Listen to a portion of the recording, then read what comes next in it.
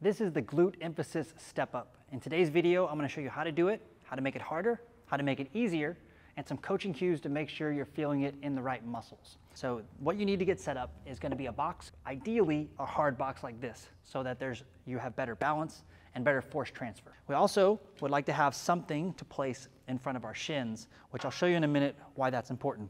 And then you need to set this up in front of something that you can hold on to for a little bit of balance. So here's a couple reps, just so you know what I mean.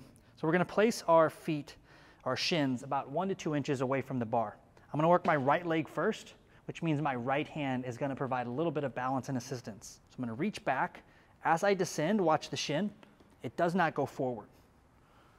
I'm going to tap the toe, but not push off the calf. Come up. Come down. What I'm doing, a little bit of hand help here. A lot of pressure and tension in the glute.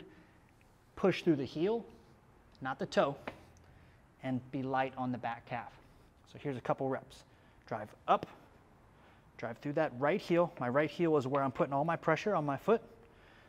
And then as I stand up, take this hip, push forward, almost like you're doing a glute bridge. If you've done those before with the bar across your hips, that thrust that you do, imagine you taking this hip, pushing forward as we drive up. So ready, set, squeeze. So I'm driving forward through the glute.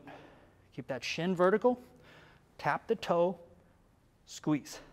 All right, so this is the basic form for it. Now, if you want to make things more challenging, you have a couple options. First, you can add weight. So if we're going to be training the right leg, we need to have the right arm helping for balance. The left hand has the dumbbell.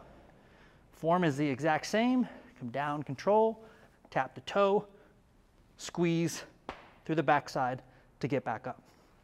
Now, the other option, especially for those that are taller, you can use a taller box height, right? So increasing the height would be more challenging. However, you don't want to have the box height too much higher than 90 degrees, because then we're going to start to get more quads involved, and it will be just very difficult for you to get up onto the box at that too high of a height. So I would suggest staying right around 90, maybe a little bit below is okay, but that would be your box height to make things harder. Now, if you need to make things easier, you have a few things. Obviously, added weight, you don't need to do that. We can change the box height lower. So if this was too much, we can go down. And then the other thing we can do, so this would be the lower box, but we can also change how far we choose to step backwards. The further back you go, the harder, because notice how my butt is as low as my knee. So this is a little bit lower range of motion. Pull this up. Now my hips are higher, which higher hips means easier in this exercise. So if you're just getting started out on this movement, or on your warm-up sets, you just want to get a feel for how to do it, what I would suggest is have a lower setting than you think, and then start with a kind of a conservative foot placement back here. So just something like this, focusing on your shins, staying vertical, get a few reps in, and then after a couple, let's reach back a little further, see if you got it.